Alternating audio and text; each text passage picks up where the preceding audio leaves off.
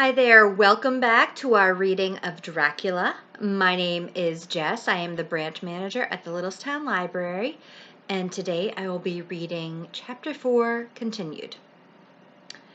25 June morning. No man knows till he has suffered from the night how sweet and how dear to his heart and eye the morning can be. When the sun grew so high this morning that it struck the top of the great gateway opposite my window, the high spot which it touched seemed to me as if the dove from the ark had lighted there. My fear fell from me as if it had been a vaporous garment which dissolved in the warmth. I must take action of some sort whilst the courage of the day is upon me. Last night one of my post-dated letters went to post, the first of that fatal series which is to blot out the very traces of my existence from the earth. Let me not think of it. Action! It has always been at night time that I have been molested or threatened or in some way in danger or in fear. I have not yet seen the Count in the daylight. Can it be that he sleeps when others wake, that he may be awake whilst they sleep? If I could only get into his room, but there is no possible way. The door is always locked. No way for me. Yes, there is a way, if one dares to take it. Where his body has gone, why may not another body go? I have seen him myself crawl from his window. Why should not I imitate him and go in by his window? The chances are desperate, but my need is a more desperate still. I shall risk it.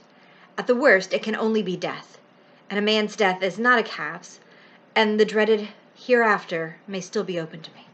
God help me in my task. Goodbye, Mina, if I fail. Goodbye, my faithful friend and second father. Goodbye, and last of all, Mina. Same day, later. I have made the effort, and, God helping me, have come safely back to this room. I must put down every detail in order. I went whilst my courage was fresh straight to the window on the south side, and at once got outside on the narrow ledge of stone which runs around the building on this side. The stones are big and roughly cut, and the mortar has by process of time been washed away between them. I took off my boots and ventured out on the desperate way. I looked down once so as to make sure that a sudden glimpse of the awful depth would not overcome me, but after that kept my eyes away from it. I knew pretty well the direction and distance of the Count's window, and made for it as well as I could, having regard to the opportunities available. I did not feel dizzy. I suppose I was too excited, and the time seemed ridiculously short till I found myself standing on the window-sill and trying to raise up the sash. I was filled with agitation, however, when I bent down and slid feet foremost in through the window. Then I looked around for the Count, but with surprising gladness made a discovery. The room was empty. It was barely furnished with odd things, which seemed to have never been used. The furniture was something the same style as that in the south rooms, and was covered with dust. I looked for the key, but it was not in the lock, and I could not find it anywhere. The only thing I found was a great heap of gold in one corner, gold of all kinds, Roman and British and Austrian and Hungarian and Greek and Turkish money, covered with a film of dust, as though it had lain long in the ground. None of it that I noticed was less than 300 years old. There were also chains and ornaments, some jeweled, but all of them old and stained. At one corner of the room was a heavy door. I tried it, for since I could not find the key of the room or the key of the outer door, which was the main object of my search, I must make further examination, or all my efforts would be in vain. It was open, and led through a stone passage to a circular stairway, which went steeply down. I descended, minding carefully where I went, for the stairs were dark, being only lit by loopholes in the heavy masonry. At the bottom there was a dark tunnel-like passage, through which came a deathly, sickly odor, the odor of old earth newly turned. As I went through the passage, the smell grew closer and heavier. At last I pulled open a heavy door which stood ajar, and found myself in an old ruined chapel, which had evidently been used as a graveyard. The roof was broken, and in two places were steps leading to vaults, but the ground had recently been dug over, and the earth placed in great wooden boxes, manifestly those which had been brought by the Slovaks. There was nobody about, and I made search for any further outlet, but there was none. Then I went over every inch of the ground so as not to lose a chance. I went down even into the vaults, where the dim light struggled, although to do so was a dread to my very soul. Into two of these I went, but saw nothing except fragments of old coffins and piles of dust. In the third, however, I made a discovery. There, in one of the great boxes, of which there were 50 in all, on a pile of newly dug earth, lay the Count. He was either dead or asleep, I could not say which, for the eyes were open and stony, but without the glassiness of death, and the cheeks had the warmth of life. Through all their pallor, the lips were as red as ever. But there was no sign of movement, no pulse, no breath, no beating of the heart. I bent over him and tried to find any sign of life, but in vain. He could not have lain there long, for the earthy smell would have passed away in a few hours. By the side of the box was its cover, pierced with holes here and there. I thought he might have the keys on him, but when I went to search, I saw the dead eyes, and in them, dead though they were, such a look of hate, though unconscious of me or my presence, that I fled from the place, and leaving the Count's room by the window, crawled again up the castle wall. Regaining my room, I threw myself panting upon the bed, and tried to think. 29 June. Today is the date of my last letter, and the Count has taken steps to prove that it was genuine, for again I saw him leave the castle by the same window, and in my clothes. As he went down the wall, lizard fashion, I wished I had a gun or some lethal weapon, that I might destroy him, but I fear that no weapon wrought alone by man's hand would have any effect on him. I dared not wait to see him return, for I feared to see those weird sisters. I came back to the library and read there till I fell asleep. I was awakened by the Count, who looked at me as grimly as a man can look, as he said, "Tomorrow, my friend, we must part. You return to your beautiful England, I to some work which may have such an end that we may never meet. Your letter home has been dispatched.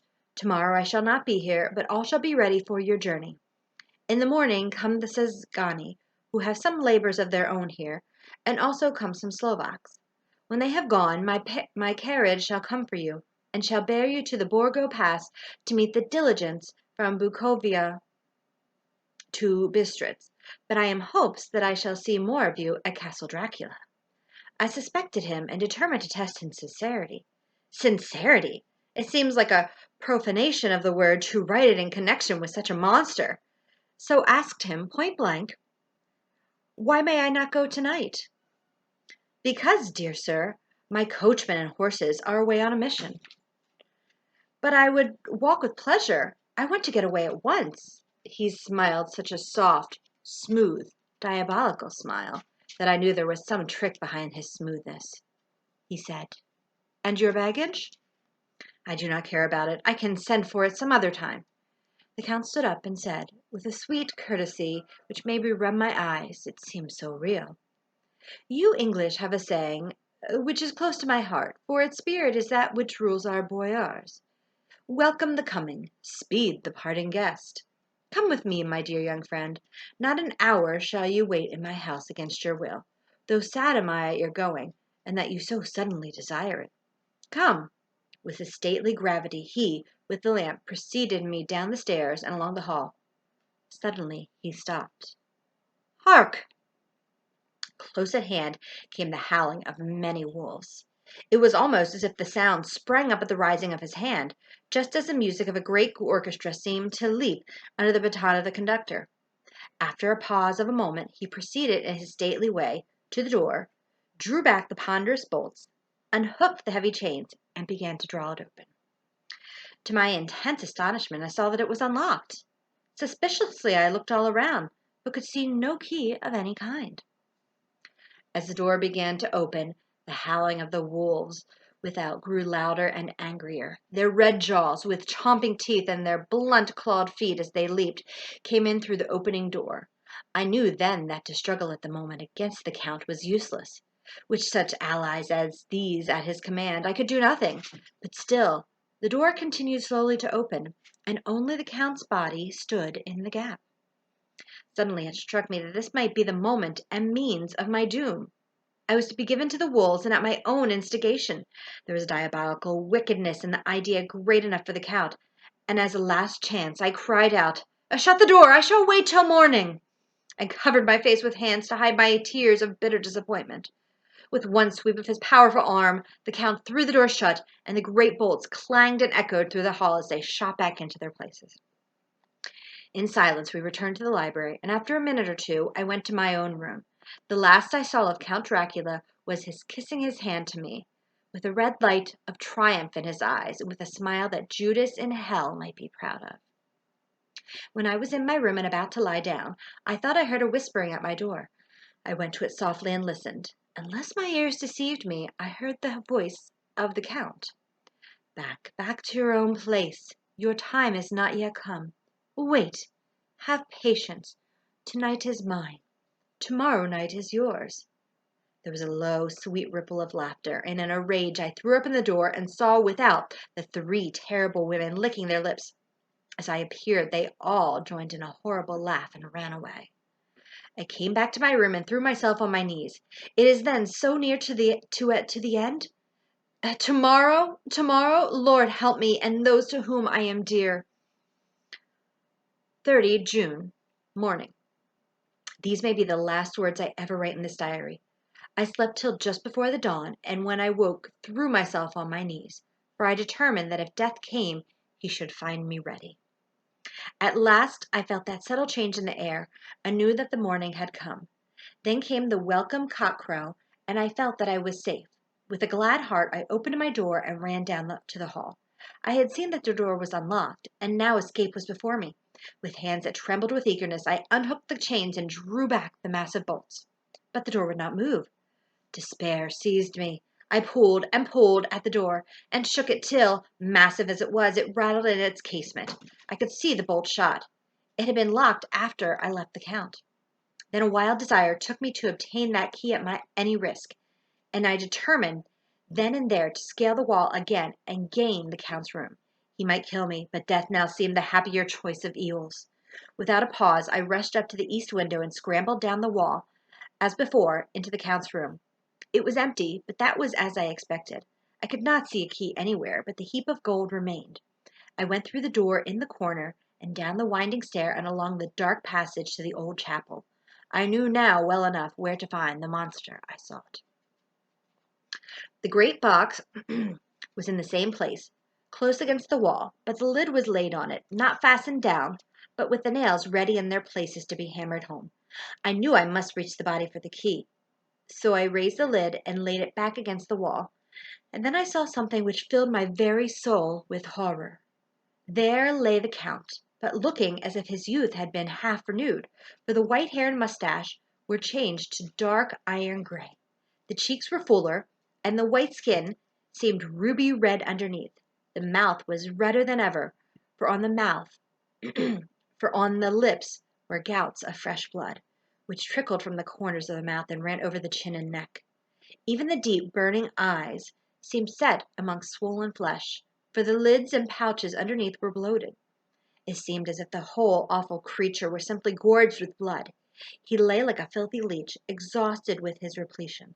I shuddered as I bent over to touch him, and every sense in me revolted at the contact. But I had to search, or I was lost. The coming night might see my own body a banquet in a similar way to those horrid three. I felt all over the body, but no sign could I find of the key. Then I stopped and looked at the Count. There was a mocking smile on the bloated face which seemed to drive me mad.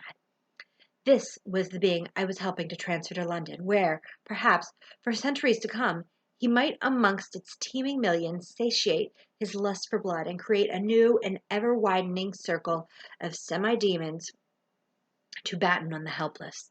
The very thought drove me mad. A terrible desire came upon me to rid the world of such a monster.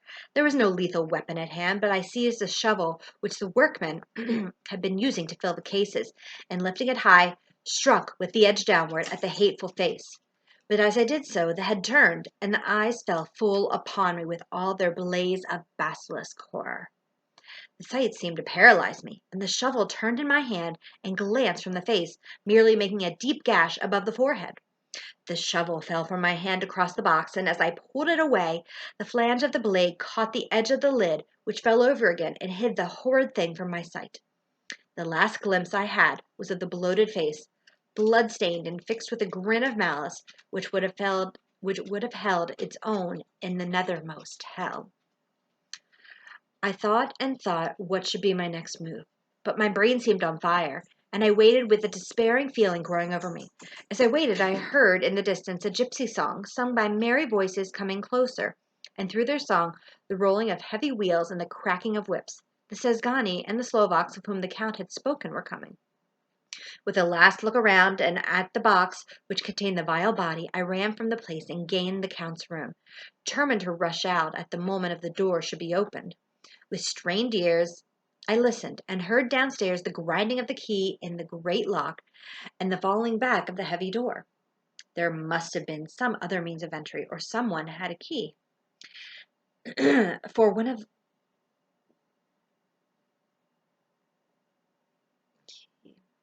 for, There must have been some other means of entry, or someone had a key for one of the locked doors. Then there came the sound of many feet tramping and dying away in some passage, which sent up a clanging echo. I turned to run down again towards the vault, where I might find the new entrance, but at the moment there seemed to come a violent puff of wind, and the door to the winding stairs blew to with a shock that set the dust from the lintels flying. When I ran to push it open, I found that it was hopelessly fast. I was again a prisoner, and the net of doom was closing round me closely. As I write, there is in the passage below a sound of many tramping feet, and the crash of weights being set down heavily, doubtless the boxes, with their freight of earth. There is a sound of hammering. It is the box being nailed down. Now I can hear the heavy feet tramping again along the hall, with many other idle feet coming behind them. The door is shut, and the chains rattle. There is a grinding of the key in the lock. I can hear the key withdraw. Then another door opens and shuts. I hear the creaking of lock and bolt. Hark!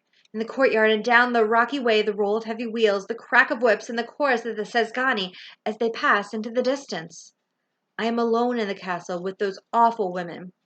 Foh! Mina is a woman, and there is naught in common. They are devils of the pit. I shall not remain alone with them. I shall try to scale the castle wall farther than I have yet attempted. I shall take some of the gold with me, lest I want it later. I may find a way from this dreadful place. And then away for home, away to the quickest and nearest train, away from this cursed spot, from this cursed land, where the devil and his children still walk with earthly feet. At least God's mercy is better than that of these monsters, and the precipice is steep and high. At its foot a man may sleep, as a man. Goodbye, all. Mina. To be continued.